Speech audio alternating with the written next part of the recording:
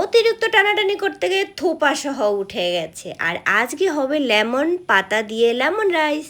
আর এই রকম কাঠের উনানে রান্না করলে তো ওয়েট করতেই হবে কখন আগুনটা ঠিক মতো ধরবে। তো কড়াই নামিয়ে বসে আছি আগুন কখন ঠিক হবে, কারণ ধোঁয়ার মধ্যে বসালে একটা ধোঁয়া ধোঁয়া গন্ধ আসবে। ভালো করে আমি আর বিন্দার বাবা খুব চেষ্টা করে উনানটা জ্বালিয়েছি। তা চলো নিয়ে আসি কারি পাতা। আর ওখানেই ছিল আমাদের লেমন ট্রি। এটা এটা কিন্তু ওই চাইনিজ রেস্টুরেন্টে করে না, স্যুপ রান্না করে তখন কিন্তু এই পাতাগুলো দেয়, খুবই ভালো সুন্দর একটা গন্ধ। বাড়িতে আমি বসিয়ে রেখেছিলাম। তোমাদের কারো লাগলে এগুলো ওই বসালে হয়ে যায়, নিলে নিতে পারো যদি কারো লাগে। স্যুপ রান্না করলে খুবই খুবই ভালো টেস্টি হয়। তো আজকে আমি জগন্নাথের জন্য লেমন রাইস বানাবো। আর এই কড়াইটা কালো হয়ে গেছে এরকম লাকড়ির উনানেই রান্না করতে করতে খালিতে। বিন্দার বাবা আগুন ধরাতে গিয়ে গোটা মম সহ একদম ওই উনানের ভিতরে দিয়ে দিয়েছিল। তো সে কিন্তু চেষ্টা চালিয়েই যাচ্ছে আগুনটা ঠিক করার জন্য। অনেকক্ষণ শুধু ওই লাকড়ি জ্বালাতেই হয়, তারপরে আর দেখো তাও ধোয়া ধোয়া হচ্ছে। পরে আমি ফুলকপিটা বানিয়ে নিলাম, কারণ আজকে হতে যাচ্ছে ফুলকপির মাঞ্চুরিয়ান আর লেমন রাইস।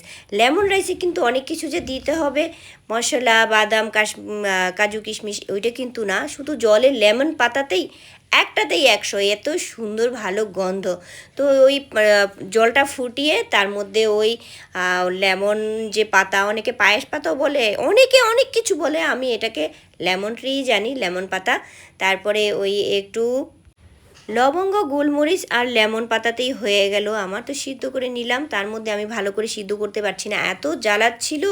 এইদিকে কাঠ পড়ে যাচ্ছে, লাকড়ি পড়ে যাচ্ছে, বারবার নামাচ্ছি উঠাচ্ছি এই করছি, কারণ ধোয়া ধোয়া গন্ধের একটা ভয় আছে, তখন আমার এই এইটা লেমন পাতাটার গন্ধ নষ্ট হয়ে যাবে। আর নামিয়ে নিলাম, পূজা আমাকে করে দিল, এই সামান্য একটু কাজু কিশমিশ দিয়ে দিলাম আর ঘি দিয়ে। এটা ফ্রাই না করলেও হতো, আমি একটু করেই নিলাম, এমনিতে রেখে দিলেও হয়ে যেত। তা আমার একটু ঘি ছিল, ভাবলাম যে ঠিক আছে আর একটু গর্জিয়াস করে নিই, তো সামান্য একটু ঘি দিয়ে অল্প কাজু কিশমিশ দিয়ে হয়ে গেল আমার লেমন রাইস। এইবার আমি বসাবো ফুলকপির মাঞ্চুরিয়ান। কপিটা তো তোমরা দেখলে আমি ভাপ দিয়ে নিয়েছিলাম, অর্ধেক মতো সেখানে সিদ্ধ হয়ে যাবে।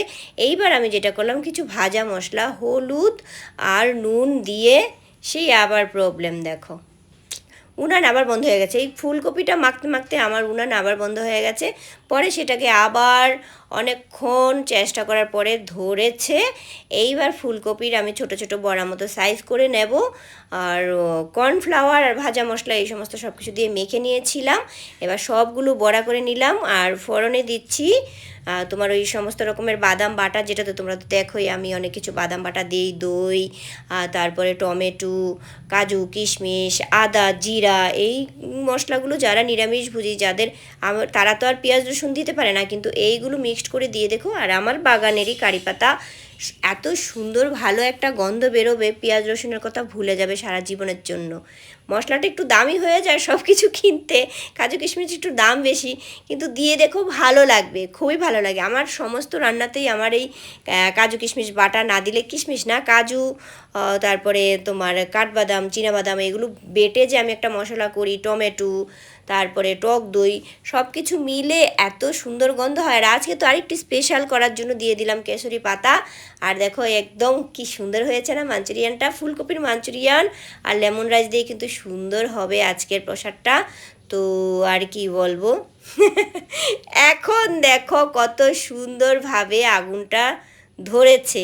কিন্তু আমার তো রান্না শেষ, বেশ কিছু করি নাই, দুটোতেই অনেক। হরে কৃষ্ণ হরি বল।